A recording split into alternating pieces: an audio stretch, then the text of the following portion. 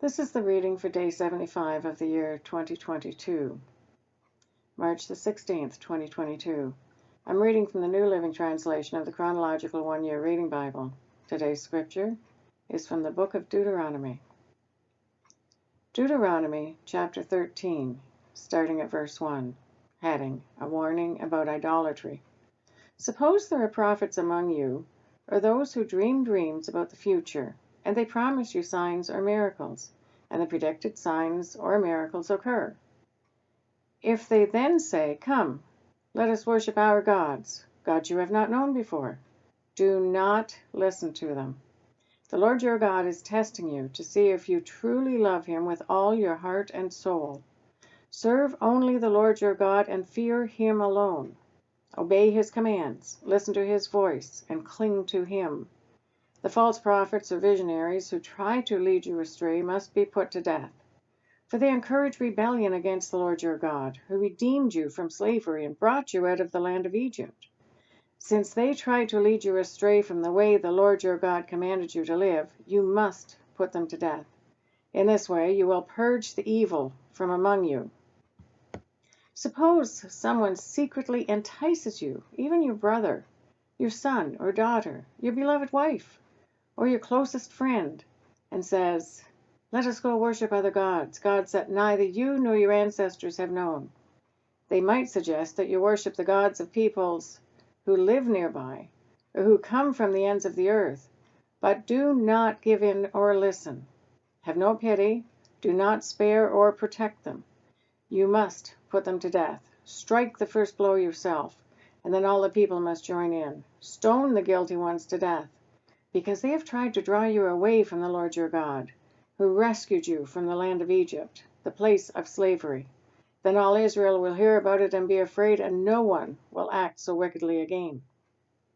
When you begin living in the towns the Lord your God is giving you, you may hear that scoundrels among you are leading their fellow citizens astray by saying, "Let us go worship other gods you have not known before." In such cases, you must examine the facts carefully. If you find that the report is true, and such a detestable act has been committed among you, you must attack that town and completely destroy all its inhabitants, as well as all the livestock. Then you must pile all the plunder in the middle of the open square and burn it. Burn the entire town as a burnt offering to the Lord your God.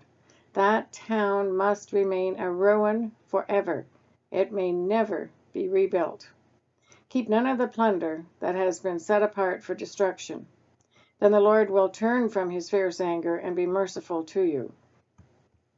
He will have compassion on you and make you a large nation, just as he swore to your ancestors. The Lord your God will be merciful only if you listen to his voice and keep all his commands that I am giving you today. Doing that pleases him. Deuteronomy chapter 14, starting at verse 1. Heading, Ceremonially Clean and Unclean Animals. Since you are the people of the Lord your God, never cut yourselves or shave the hair above your foreheads in mourning for the dead. You have been set apart as holy to the Lord your God, and he has chosen you from all the nations of the earth to be his own special treasure. You must not eat any detestable animals that are ceremonially unclean. These are the animals you may eat: the ox, the sheep, the goat, the deer, the gazelle, the roe deer, the wild goat, the addax, the antelope, and the mountain sheep. You may eat any animal that has completely split hooves, and choose the cud. But if the animal doesn't have both, it may not be eaten. So you may not eat the camel, the hare, the hyrax. They chew the cud, but they do not have split hooves. So they are ceremonially unclean for you.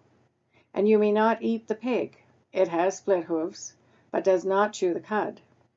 So it is ceremonially unclean for you. You may not eat the meat of these animals or even touch their carcasses. Of all the marine animals, you may eat whatever has both fins and scales. You may not, however, eat marine animals that do not have both fins and scales. They are ceremonially unclean for you. You may eat any bird that is ceremonially clean. These are the birds you may not eat: the griffin vulture, the bearded vulture, the black vulture, the kite, the falcon, buzzards of all kinds, ravens of all kinds, the eagle owl, the short-eared owl, the seagull hawks of all kinds, the little owl, the great owl, the barn owl, the desert owl, the Egyptian vulture, the cormorant, the stork, herons of all kinds, the hoopoe, and the bat. All winged insects that walk along the ground are ceremonially unclean for you, and you may not eat them. But you may eat any winged bird or insect that is ceremonially clean. You must not eat anything that has died a natural death. You may give it to a foreigner living in your town, or you may sell it to a stranger, but do not eat it yourselves, for you are set apart as holy to the Lord your God. You must not cook a young goat in its mother's milk. Heading: The giving of tithes. You must set aside a tithe of your crops, 1/10 of all the crops you harvest each year. Bring this tithe to the designated place of worship, the place the Lord your God chooses for his name to be honored, and eat it there in his presence. This applies to your tithes of grain, new wine, olive oil, and the firstborn males of your flocks and herds. Doing this will teach you always to fear the Lord your God. Now, when the Lord your God blesses you with a good harvest, the place of worship he chooses for his name to be honored might be too far for you to bring the tithe. If so, you may sell the tithe portion of your crops and herds, put the money in a pouch, and go to the place the Lord your God has chosen. When you arrive, you may use the money to buy any kind of food you want: cattle, sheep, goats, wine, or other alcoholic drink. Then feast there in the presence of the Lord your God, and celebrate with your household.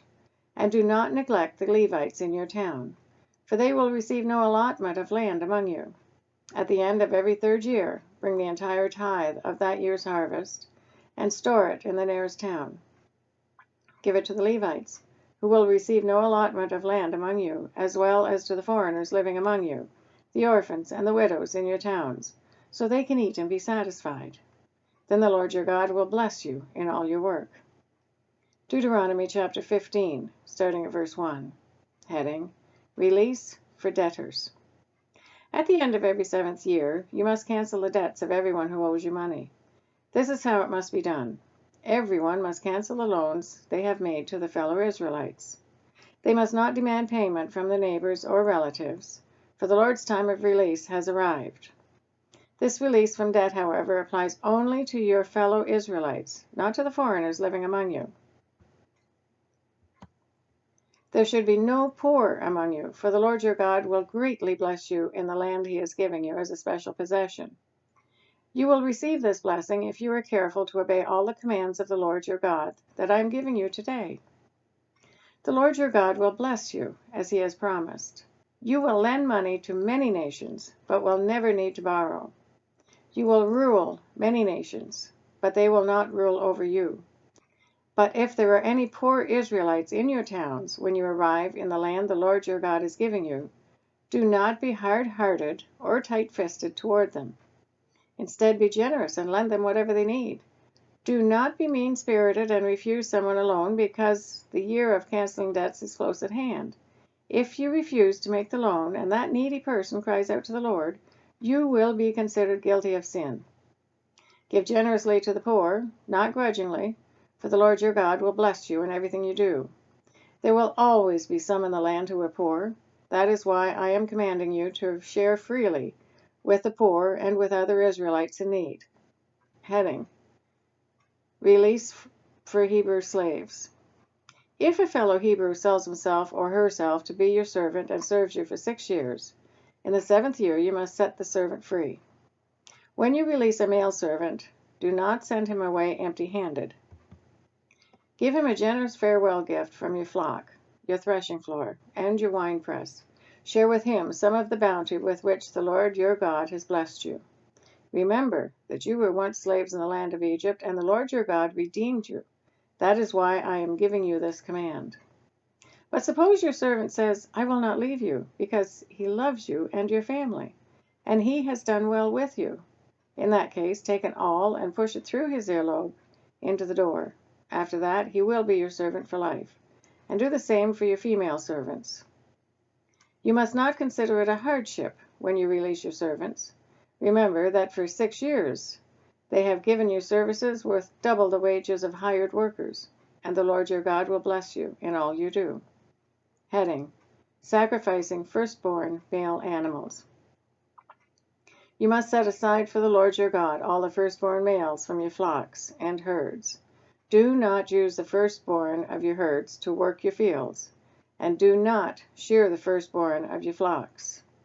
Instead, you and your family must eat these animals in the presence of the Lord your God each year at the place he chooses. But if this firstborn animal has any defect, such as lameness or blindness, or if anything else is wrong with it, you must not sacrifice it to the Lord your God. Instead, use it for food for your family in your hometown. Anyone, whether ceremonially clean or unclean, may eat it, just as anyone may eat a gazelle or deer. But you must not consume the blood. You must pour it out on the ground like water. Deuteronomy 16, starting at verse 1.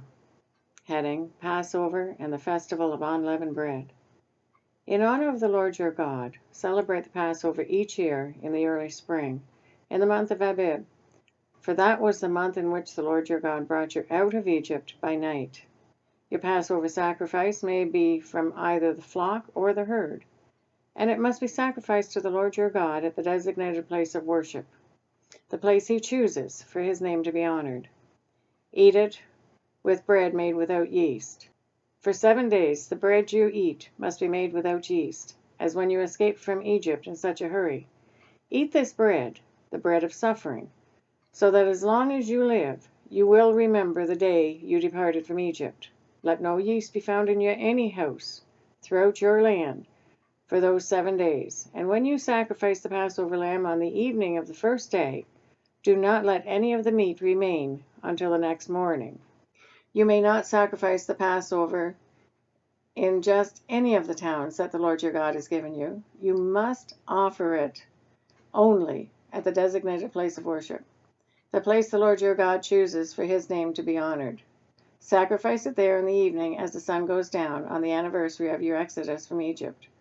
Roast the lamb and eat it in the place the Lord your God chooses. Then you may go back to your tents the next morning.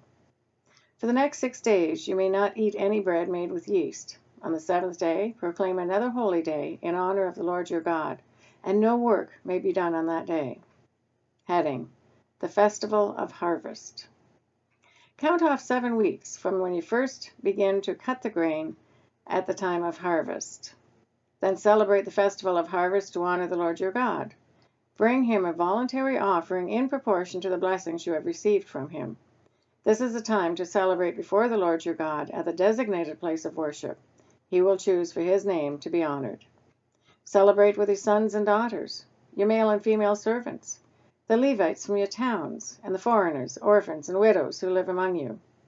Remember that you were once slaves in Egypt, so be careful to obey all these decrees.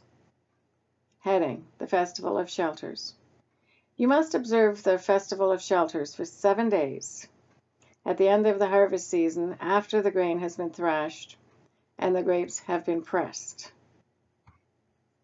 This festival will be a happy time of celebrating with your sons and daughters, your male and female servants, and the Levites, foreigners, orphans, and widows from your towns. For 7 days you must celebrate this festival to honor the Lord your God at the place he chooses, for it is he who blesses you with bountiful harvests and gives you success in all your work. This festival will be a time of great joy for all. Each year every man in Israel must celebrate these 3 festivals: the Festival of Unleavened Bread, the Festival of Harvest, and the Festival of Shelters. On each of these occasions, all men must appear before the Lord your God at the place he chooses, but they must not appear before the Lord without a gift for him.